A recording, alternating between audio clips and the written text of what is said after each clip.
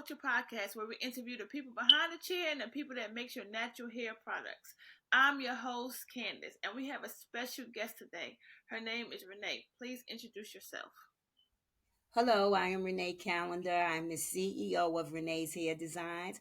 We have been in business since 1999, and we are here to help the ladies grow healthy hair.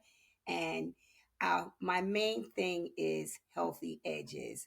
I am so appalled with the ladies losing all of their hair and gluing the wigs on. So I'm here to get it back popping and have that hair growing and looking good. You graduated from John Jay College. How was your experience with it? That was pretty cool. When I went there, I was like 18 when I started at John Jay, and I was getting a stipend to go there. I wanted to be a lawyer at that time. But Oh, then I started having children, and my career went in a different path over that. I wound up having six children, three girls, three sons, and they are all successful adults. I put my time into them, and now I'm putting the time into me and my business. okay. So I like to take it back. Okay. So Yeah. growing up, how did you used to wear your hair? Back, I used to have my hair in a little ponytail and a bang with the sponge roller. And my grandmother, she used to do my hair in the kitchen Saturday night before the church, pressing it and everything. Uh But huh. back then, our hair didn't grow. I think it was because they used to let it dry before they would blow it out. So then it would hurt, burn, and just put Dixie Peach in the hair and all that. Girl, I used to have that style when I was a child with the ponytails. Boy, Yes. look, that was my favorite style growing up. The pigtails, yes. I think that's every childhood. If you was a child back in then, that was your style. That was your style. That's right. And sometimes having the bows and barrettes. I never had bows and barrettes when I was a kid. And then Why? my That was aunt, that was the it, thing. it was too short. They was frying it off. I had a tiny little ponytail.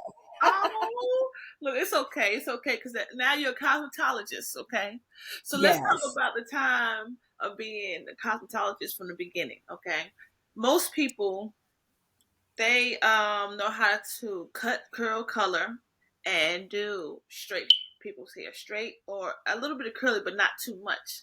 Now that Yes. the world has changed and we're more with the texture of hair, how was your experience back then? Because now it's more they teaching everything, trying to teach everything. Before it was like straight hair. Let's get it in go styles and keep moving. Yes.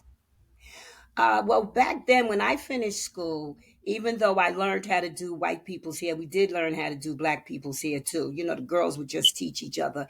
That's when it first started coming out with the extensions. And Okay. I learned how to do that, and then I perfected it. But when I went to get a job, I didn't go to white beauty salons for a job. I went to black beauty salons. So once you went in the black beauty salon and you came out of school, they Hmm. trained you how to do their clients' hair the way that they wanted it done. So that's what was happening with everybody. You know, now they're making it a law to where in school they have to teach that course.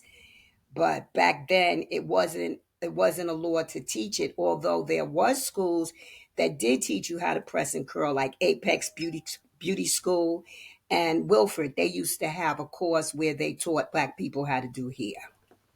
So when you actually graduated from cosmetology school, you was able to work in salons, and they taught you the way that they do hair. Was it difficult Yes, for you to learn, or was you an easy learner? I was an easy learner. Okay. What were some of your favorite styles? Because back in the day, man, them updos, I don't care what anybody say, they need to bring them back. Some of them, not all of them. Some I updos, not all. Some of them, think like, why? I'm gonna tell you my favorite style to do was the Jerry curls. I Why? like to do the Jerry curls, and I like to do the cuts. I did that very good. And then I like to do the styling where you blow it and curl it with the Marcel combs. I Oh, like to do that. But the hair weaves, I hated it at first. why?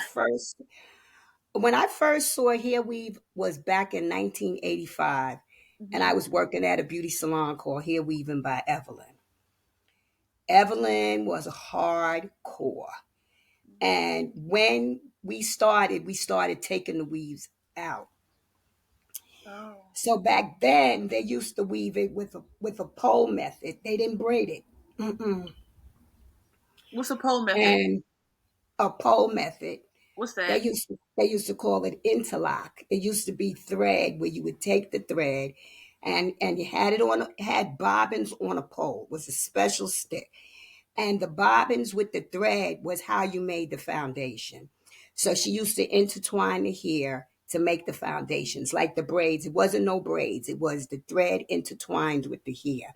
And then you would sew the hair onto it. So it was very flat. It was very flexible. And she had a big business doing that. She also made hair. So she was like how Lugos and Barbies, Adorable and all of them, she Hmm. made hair like that. So when the people came to her, they got the hair and the hair weave one price.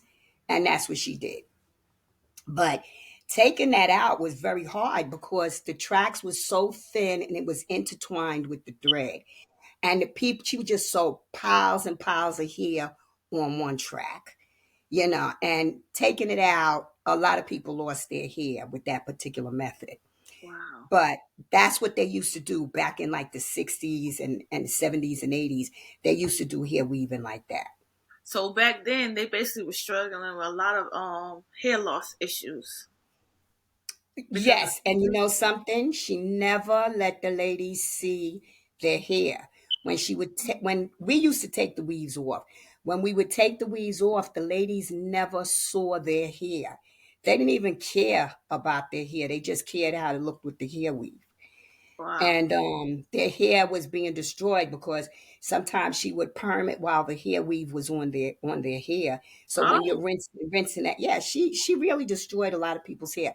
But anyway, when I was working with her and I saw that, I said, uh-uh.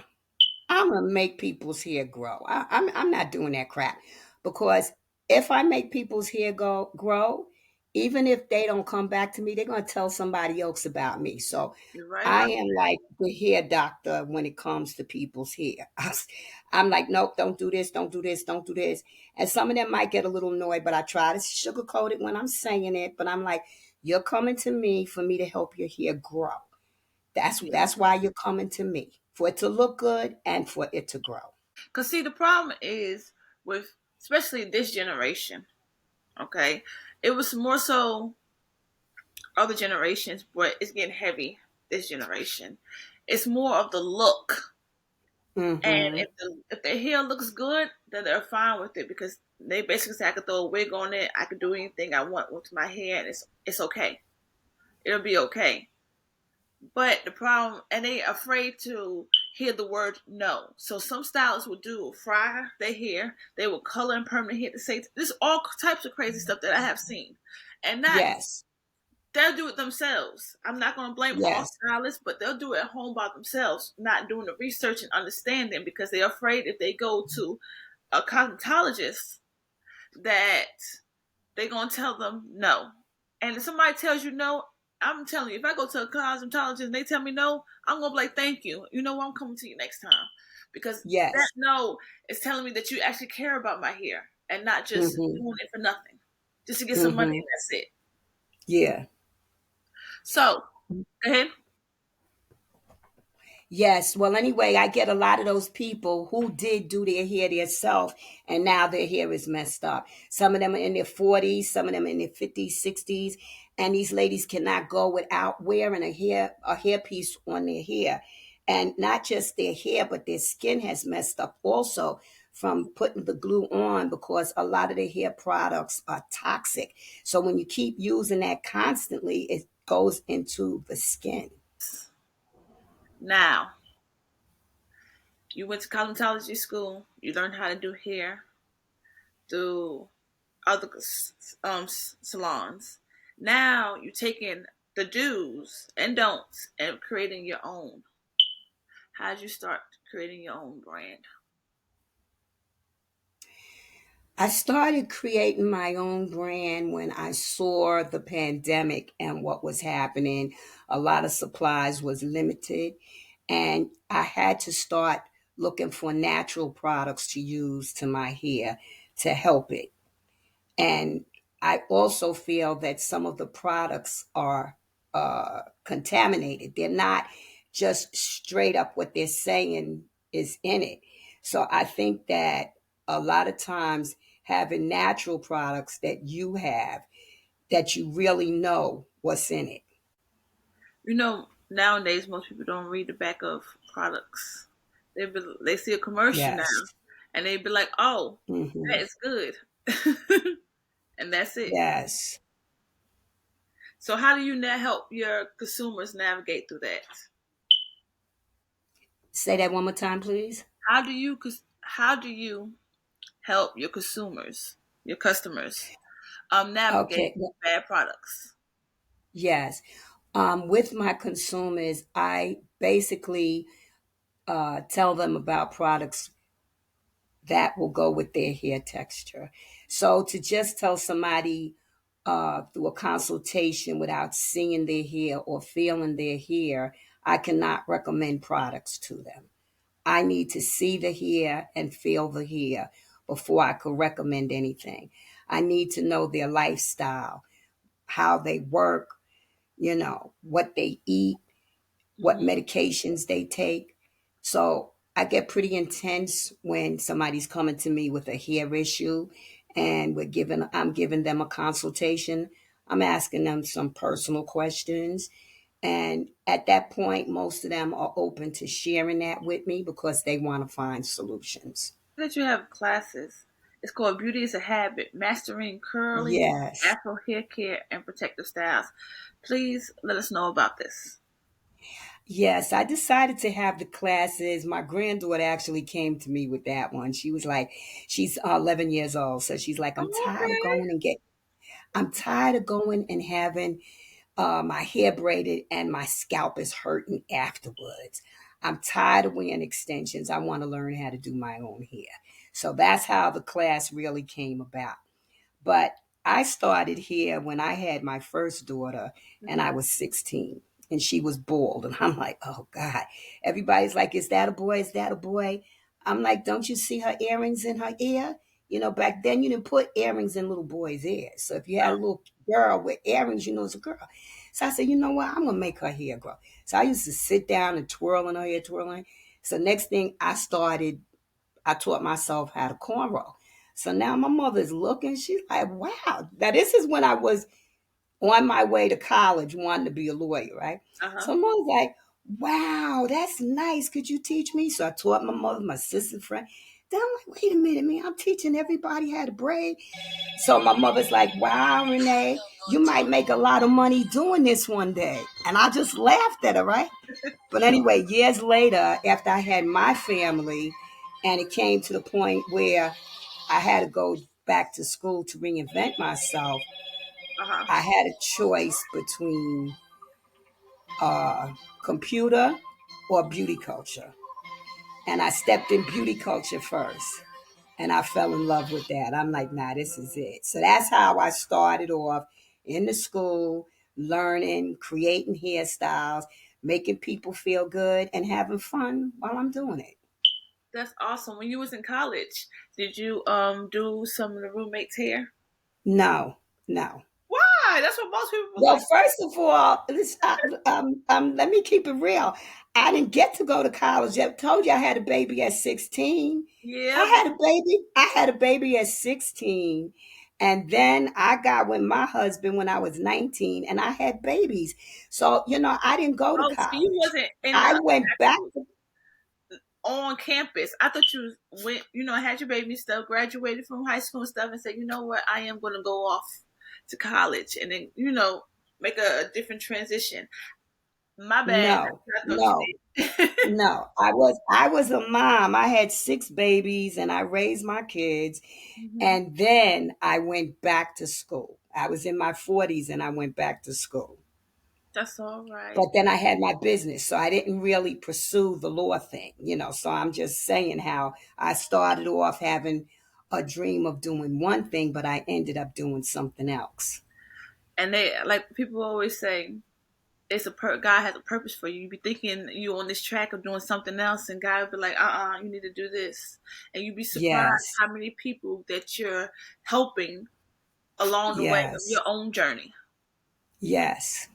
And I thank you for that, because a lot of times people be out here be ready to give up. Like, I don't know what to do because I'm getting older. I have kids, and I got Hmm. married. I have this going on. I got that going on, but I don't even know where to Yes. start. And Yes. boom, people like you come and be like, "Look, I did it at all ages. I was started when I was this age. Then I did this, and then I did this, and look at me now. So it's possible. Don't give up." Yes. Don't give up. Don't give up. That's what everybody tells you. Don't give up. Just keep on going, girl. Yes. So April 7th, you got several parts. One, two, three, four. You got five different parts. It's Yes. May 5th. The first one starts April 7th. Yes. So let's start with part one. Like a little brief little summary what they get when they join your class throughout the Yes. time. Okay. So when they join the class, they're going to get mannequin heads, tools to work with, combs, clips. They're going to get some products as far as you knowing how to detangle the hair, Hmm. products to wash the hair. They're going to get samples of these products, and we're going to start off with the natural hair. When you come in and you have natural hair, or if you just took out braids, we're going to start with that first. We're going to start detangling the hair. So I'm going to show them how to apply the conditioner, what type of combs that they're going to use, and how we're going to do all of this before we wash the hair. And Oh, then when we wash the hair, I'm going to show them how they will wash their hair, the motions that they would use to wash their hair. So that's what they're going to learn in the first class. okay. Second class. Okay, the second class, let me just look at this right in front of me so I could go through it and get it the Oh, it's right no way. problem. No problem.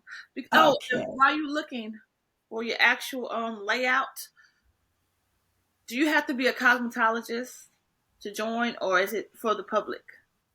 Well, actually, no, you could join the class. You don't have to be a cosmetologist to join the class, because the class was focusing on teens and tweens. A lot of the moms, when the kids are like 11, 12, they're still coming to their moms for them to comb their hair. Most mothers in the evening, they're already tired. They went to work, came home, cooked, and now the kid is coming for you to comb their hair. And you're like, you know what? You're getting big. You need to know how to do your hair yourself. So the Mm. class is focused on them learning how to do their hair themselves, and learning how to have a pride in themselves, and helping to build up their self-esteem. Look, my next question for you while you're searching for your stuff and everything: will you have an internet class teaching this too? If not, I'm speaking it into existence. Okay. Yes, yes, I will. I've been planning this class for quite some time. This is my second attempt at the class.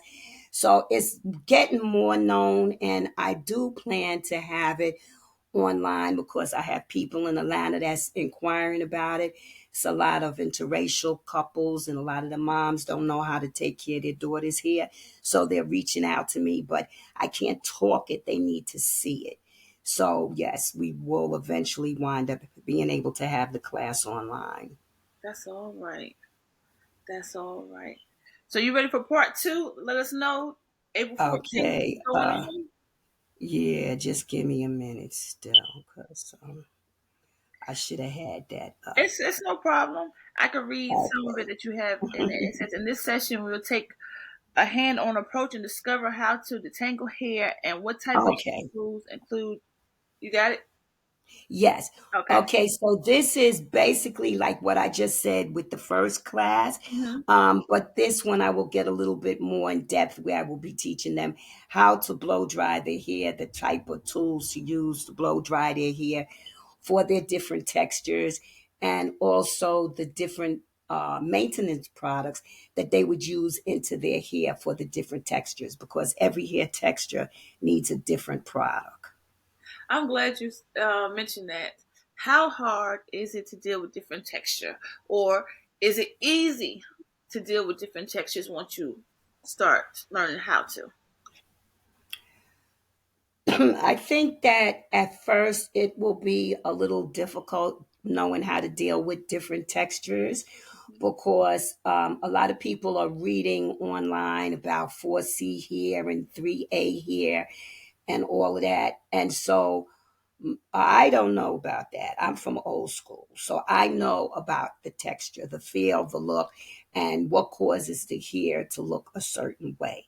So even if I ask a client a question about their hair, what they're doing, and they don't want to really answer, and they'll say, "No, I'm not." I know that it is from the look of the hair. And that's because I've been doing this for over 40 years. So I could basically look at the hair and tell what is going on with it. So you don't believe in the 4A, 4B, 4C method. No, I will leave it in because that's what a lot of the young people are used to. Hmm. So I'm not going to tell them don't do that, because if this is what they're studying, then I will leave it in. But I will break it down that that hair texture needs this product because of such and such. So that's what I will be breaking down in the class. So you're going to be teaching them the way that you've been taught how to understand texture, as well as incorporate the 4A, 4B, 4C, so they would be able to see with their eyes and be like, okay, this is the Yes, right product to use for this hair. yes, Gotcha. All right. yes. So let's go to part three, Sunday, April 21st. Okay, now April 21st. Okay, so now we're going to get into the tools, Mm-hmm. okay, for the different hairstyles. If I'm doing braids, I'm going to show them the combs that I'm using for braids. Okay. If I'm doing dreadlocks or coils, I'm going to show them the combs that I'm using for that. If I'm doing, and I'm showing them the clips, and then I'm showing them the hair, the type of hair that I would be using for the different styles that would be created. You mentioned something, combs. How many combs are there to use when it comes to braiding, locks, extensions? Oh, I couldn't really tell you. One I comb. couldn't really tell you how many exactly there are, Mm-hmm. but I work with quite a few different combs Okay. because I go with different combs for the hair texture that the person has. I have combs if I'm just doing a cut. I have combs if I'm doing jerry curls. Mm-hmm. So I have a lot of combs that I use. Okay. Okay. And as far as locks, some people say that you have to make sure you twist the locks a certain way, because if not, you could actually start causing people to have traction alopecia. Is that accurate? I think that the heavier a lock gets, Mm-hmm. no matter which way you twist it, a person will have traction alopecia. Some people don't twist their locks Mm-hmm. and they have traction alopecia because the longer the lock gets, the heavier it gets. So it's pulling on the root of the scalp. Recommendations you get someone with locks that to avoid traction alopecia? I don't like the skinny locks Why? because the skinnier the lock is, Uh-huh. when it grows out, it gets heavy. And when it gets heavy and the lock is skinny, the bottom of the lock is heavy and the top of the lock is getting thin because it's heavy and it's pulling on the hair. And the softer a person's hair is, Mm-hmm. the longer the lock is, the thinner their hair is going to get. That's why you might see some old guys that have locks and they don't have it twisted up. You just see the thickness, the root that grew, but you see the person has a thick lock at the bottom, because if they kept twisting that up and styling it, they are going to have traction alopecia. Lock, the more you get might have the opportunity to get traction alopecia. A lot of Yes, people you do it. will. It's true, because the root of your hair is going to be thinner and the bottom is going to be thicker. So the thicker the lock, if you get thick locks put in your hair, you will have less traction, but eventually you will have it because the lock is thick and your hair is, the root is not going to be thick like that all the time. So as it grows, it's going to be pulling on the root. And most people with dreads, as their hair grows, they pin it up. But what you don't know when they pin it up, when they take it down, that is thin. The scalp is thin. Can you avoid it, or it's just basically really nothing you could do about it? I think it should be trimmed. I think that when it gets too long, it needs to be cut. Because I have a son. My son has beautiful hair, and when he started doing the dreads, I'm like, you're gonna keep that in. So he's had the dreads in. He must have had the dreads in now for about 20 years, and his dreads is down to his butt, but his hair is very soft. So that pulls on it. So people have to be mindful of it, because once a person's hair is thinning with dreads, you're not gonna know it. Only the hairstylist will know it, because then they're coming to the hairstylist. Sometimes hairstylists will add extensions to it to make it look fuller, you know. But they start losing their hair. So most people, when they start losing their hair, the first thing they go to is a dermatologist, because they think that something's wrong. But sometimes it's the way that we take care of our hair, the products that we put in our hair, that causes the alopecia. Mm. I see on April 14th, one of the things I'm backing up from 21st to the 14th. I just want to back up because I see that you're teaching people how to blow dry, Yes. technique of blow drying. Because most people, they blow dry wrong. What is the proper way to blow dry your hair? Well, when I blow dry the hair, I use big combs. I Hmm. do not use brushes on wet Why? hair, especially black hair. I don't use brushes on the hair because the brushes take the hair out. Hmm. So most people was taught to brush their hair, especially white people. But some black people think that they need to brush their hair. So they got a good bristle brush and they're brushing their hair. And every time they finish brushing their hair, they immediately clean out the brush. It's a reflex. They're not even conscious of it, but they immediately clean out the brush. Well, that's the hair that you just broke off your head. That's in the brush from the brushing. So the more you brush your hair, the more hair is going to come out in the brush. And then you're going to be like, I'm losing my hair, So I don't use brushes. So you use big combs. Okay. Yes, I use big combs, Right. especially on wet hair. Black hair that's wet, Uh huh. I don't use brushes. I use the big comb.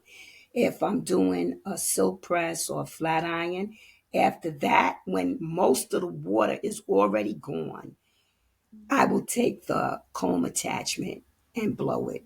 Gems. If people did not sign up for this class, shame on y'all. Because she just dropping gems of stuff that I know a lot of people didn't know. Okay, because most people, like you said, do use brushes. They don't use the comb, or their hair be too wet. They jump from getting their hair washed to automatically getting their hair blow dried. Not trying to, let some of the water come out your hair so it won't be frying your hair. See, you dropping gems. I love this. If you have not signed up for Hmm. this class, you need to sign up for it now. And if it's Yes. too late, you can sign up next year or when the next one comes because she's dropping gems. She's really trying to teach you how to take care of your hair. This is awesome. Okay, so we talked about April 21st. Let's talk about April 28th. Doing single braids with no extension. Okay, so what are you talking about with this one? Well, that's just a basic plait. Most people know how to do it, and a lot of people don't. They don't know how to hold their fingers just to make a single braid. But the single braid is the first braid that we start off with. It's pretty easy. And also a two-strand twist. The two-strand twist is really the simplest thing that you could do. And that's what a lot of young guys are wearing right now, the Yes. two-strand twist. So those are the beginning uh, techniques that they're going to learn because they're very easy. We're going to do the two-strand twist first. And then after they get the feel of the two-strand twist, then we're going to do the braid because the braid is three strands. So they're basically going to know how to cross over and do the braid. After they do the braid and they master that, then we're going to do the cornrow. All of this is without extensions because they got to get the flexibility in their fingers before they could get into extensions. You had the fishtail braids. That is old school. And I'm kind of glad that you're teaching this because if you Yes, should be able to do the fishtail braids, you should be able to do anything. The reason why I said that, the technique of it, of grasping how to do it and then turn around using that same technique in your hand in your mind to do other braids, man, I'm loving it. I'm loving it. yes. Hmm. Okay. On Sunday is the last day. That's May 5th. And freestyle braiding. So will you be Yes. grading on the freestyle braiding or Yes. On that day, we're going to do braid hairstyle where they're going to know how to put the extension in.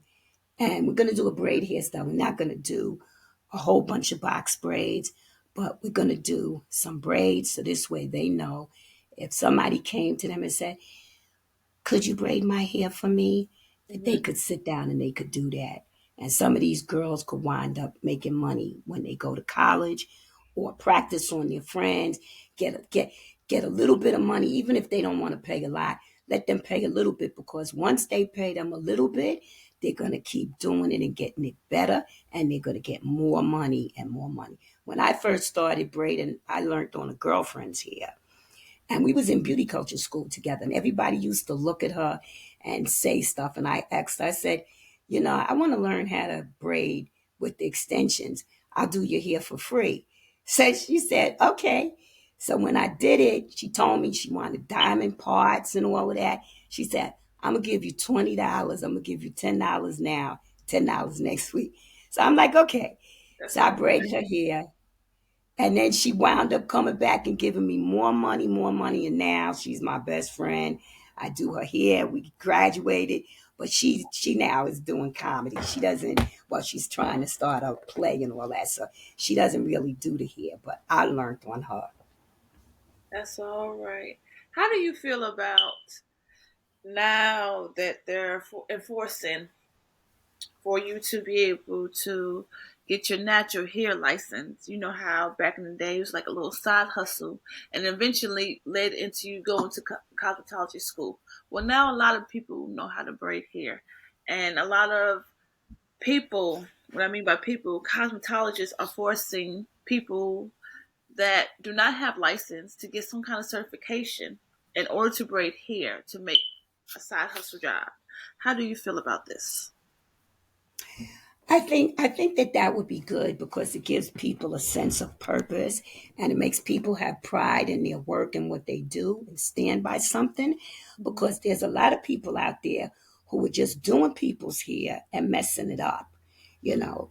And so I think that if they want to do that, that's them respecting that as a course, and I think that they should do that.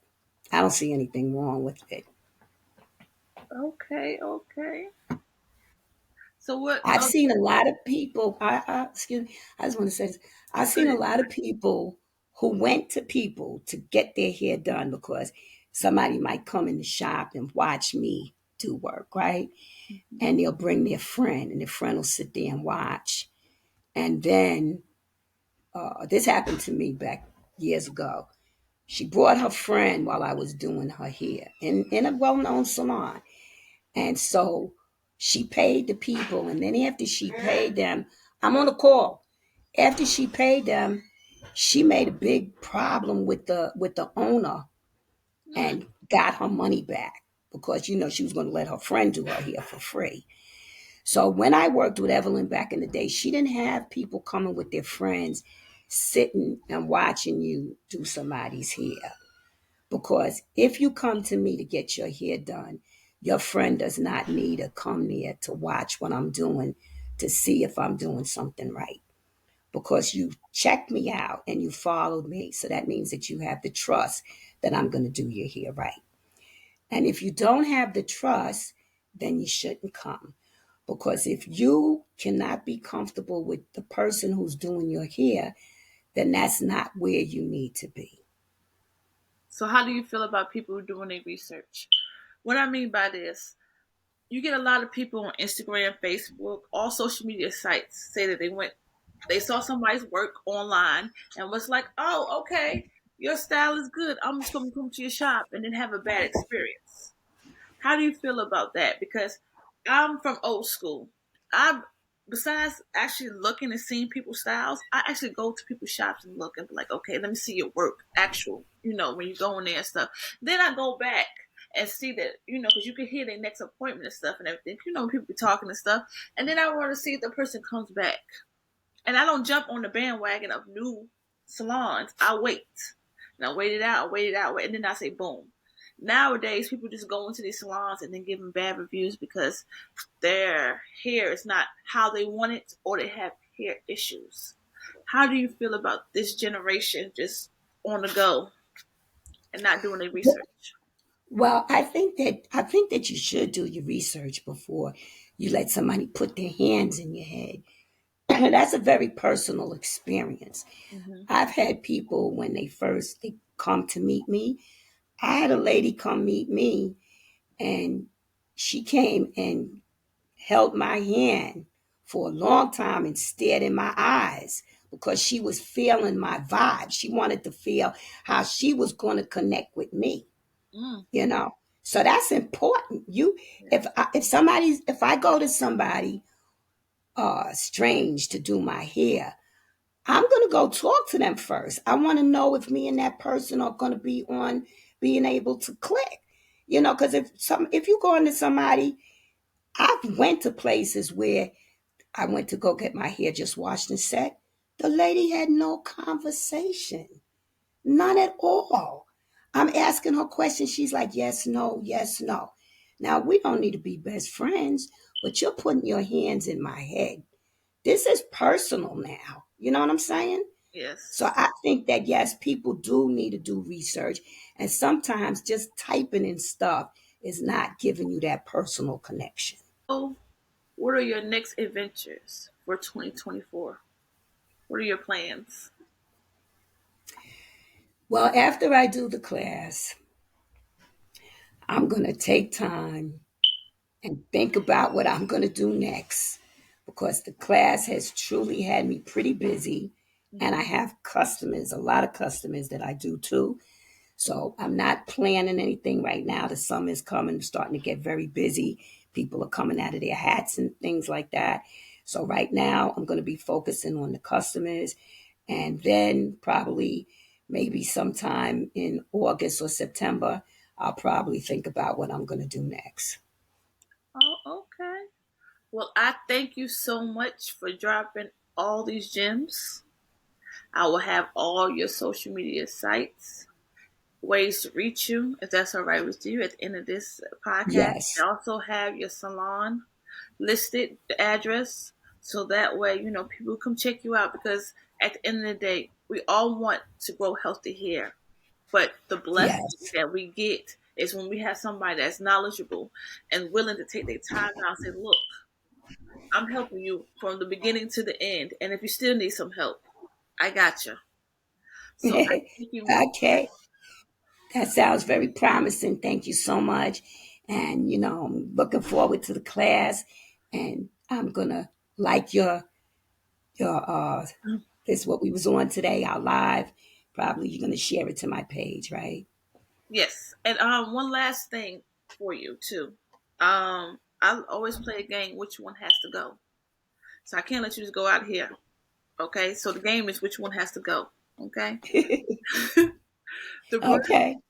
the brush, the comb, the hair pick, or curling iron. Which one has to go? And The why? brush. The brush. Oh, because you said earlier, what? It pulls your hair. Ruins the hair. There you go. Okay, until next time, guys, thank you for the opportunity. And I will have everything listed at the bottom. Until next time, and thank you, Miss Renee, for being on my show. Thank you so much. And you have a wonderful day. Everybody stay blessed. Thank you.